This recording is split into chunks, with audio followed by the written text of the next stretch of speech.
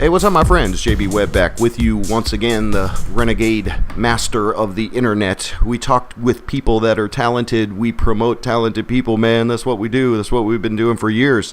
And it's no different today. Today we have a great interview with a comedian, actually. His art is comedy. His talent is making you laugh. His name is Vic Clevenger. Let me give a good proper introduction. As a nationally touring comedian, audiences often compare Vic to various superstar comedians as Jeff Foxworthy, Bill Engvall. Recently, an audience member said if Larry the Cable Guy and Ron White had a kid, it would be Vic Clevenger. And that is probably the best intro I could give for anybody. That's right off his website, VicClevenger.com, and I'm so happy to welcome him to the call. Hey, Vic, welcome to the call, bud. How you doing?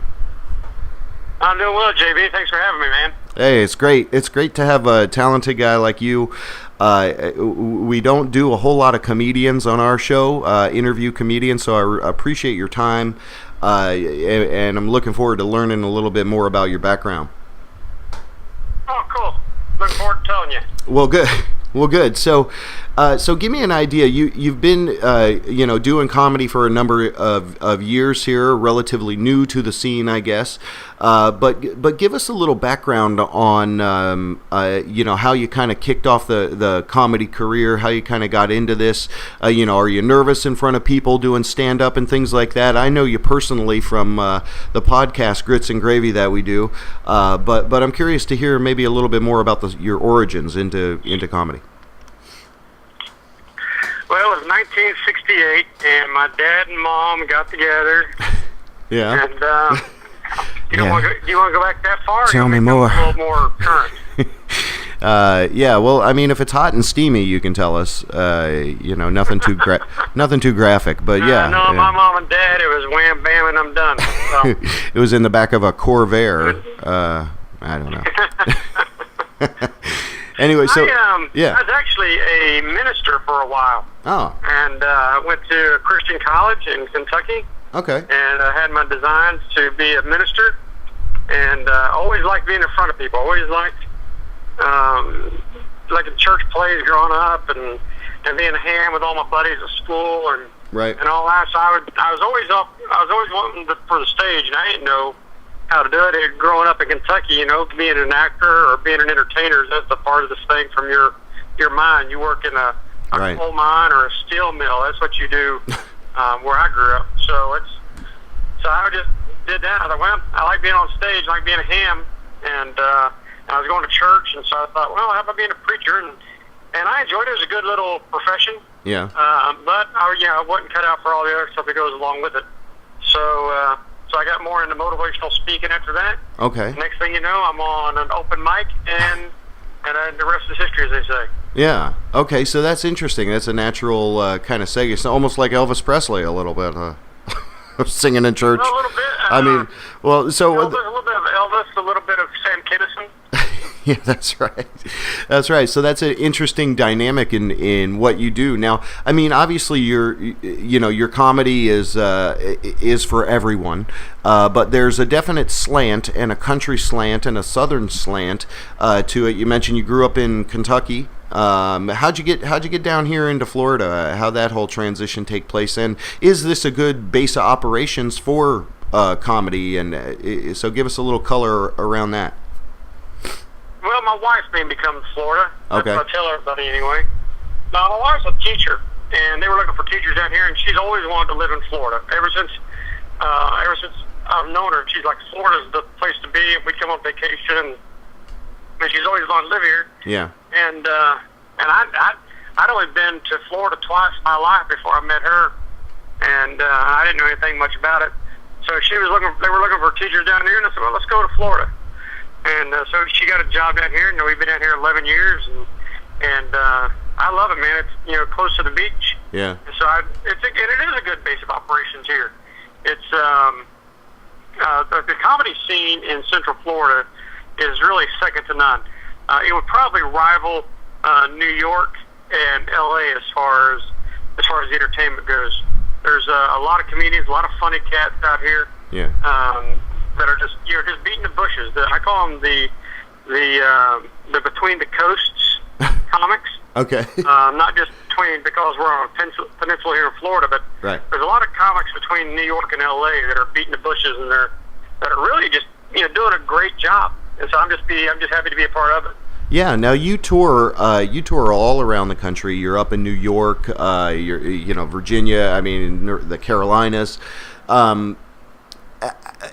Is there I see pictures on your Facebook, and I'm running all the visuals over of you with the likes of Larry the Cable Guy, Jeff Foxworthy, that kind of country comedy. Is that something you like to identify yourself with, or do you like to separate yourself maybe as having your own distinct style, as it were, but maybe along that vein? Well, a little bit of both, JB. The best comedy, and it doesn't matter what vein of comedy you're in, whether it's the urban comics or the blue collar boys. The best comic is being a comic from what you know, right, and who you are.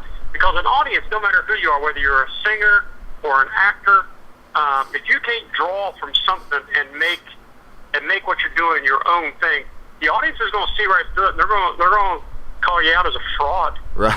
And the Cable Guy gets razzed a little bit because he's not really from the South. He's from Nebraska.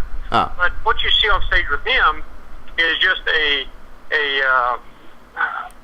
maybe a little an exaggeration a little. Okay. Who he really is. He was a pig farmer. He's a fisherman, a hunter. So he's a true redneck, and that's what makes the best comics. Foxworthy. You look at what's his name? The little short Kevin Hart. Right, he's a little short guy, right, urban kind of comic, and because that's what he knows. And the best comics, whether it's Richard Pryor or the late Robin Williams or George Carlin, any of these guys, Bill Cosby. Bill Cosby is one of my heroes, and he talked a lot about being from Philadelphia because that's what he knew. That's how he grew up. He talked about his brother and his neighbors and his neighborhood. And the best comics are those, and the best entertainers are those who make it real, who draw from who they are, and then bring it to the forefront in some fashion. Even an actor will have to draw from someplace personal to make their roles a little bit more believable. Yeah. Oh, do you get? You ever experience any kind of crazy heckling in the crowd? Any crazy story of somebody getting belligerent, or how do you handle the hecklers? I was in Palm Harbor, Florida. Okay. And now normally the hecklers don't bother me. They don't. I've seen other comics get in a fight with, or almost get in a fight with a crowd and everything. Right. For me, the hecklers have always been more people who just want to play with me. They just want to have a good time and everything. I had one guy though in Palm Harbor, Florida, and I just remembered this when you brought this up. And I hadn't thought about this in a long time. He got out of jail the day before. Oh, he said something, and I smarted off to him, and he raised the beer bottle to throw at me. Oh my God. And oh yeah, it's not funny anymore. Yeah. I said, dude, you go right ahead, and I'll put you right back where you came from. Yeah. So he had an axe to grind. He was good after that, and so that's probably about the worst experience that I've personally had.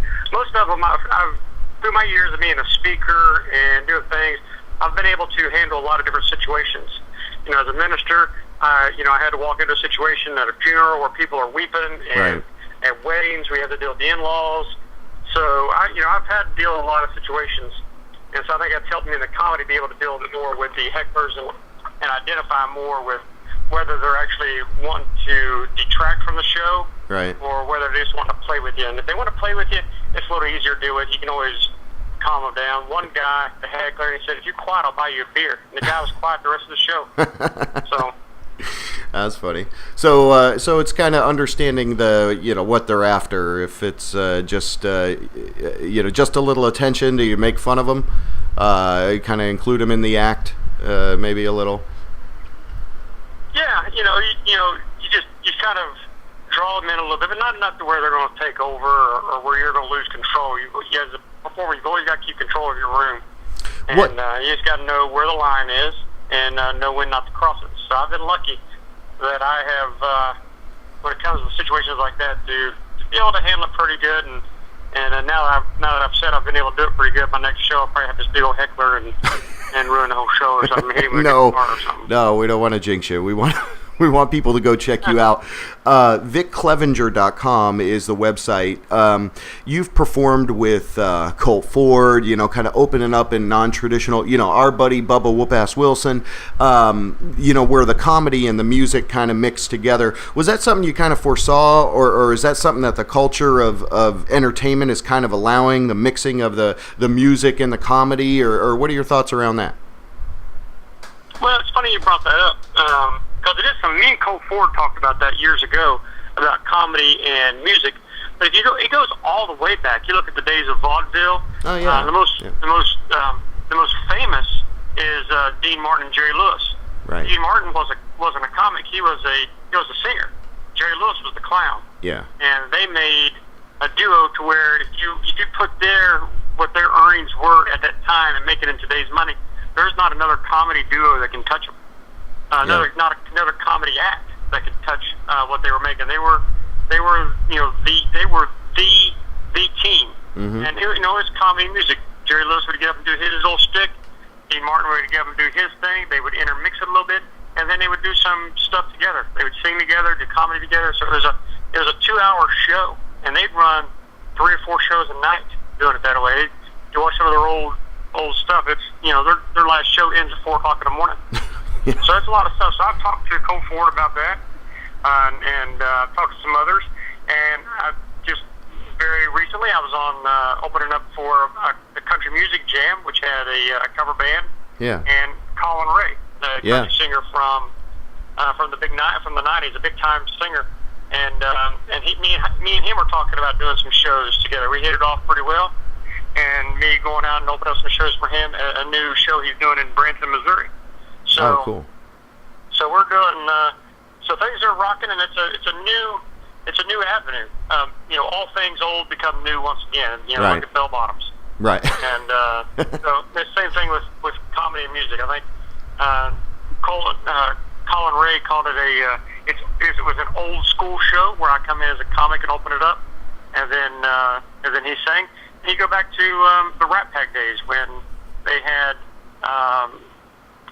Joey Bishop opening up for them when Dean Martin and Sinatra and them were on stage. So it's a throwback to the old school days, and I think there may be something to it.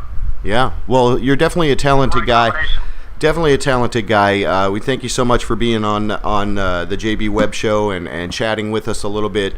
The first comedic artist I think we've interviewed out of these 4 years. So we thank you. People, go check out Mr. Vic Clevenger. It's VicClevenger.com. I'm going to throw it all up there. Hang on the line with me, Vic. Hey, ladies and gentlemen, thanks for tuning in. We have more entertainment coming your way in the form of interviews with interesting people, because that's what we're calling entertainment and original content. You're participating in WJBW. Hang tight, little baby. Down here at the JB Webb Show, our sponsor is bacon. Delicious bacon. You can use it so many kind of ways, and it tastes ever so good. Bacon, proud sponsor of the JB Webb Show.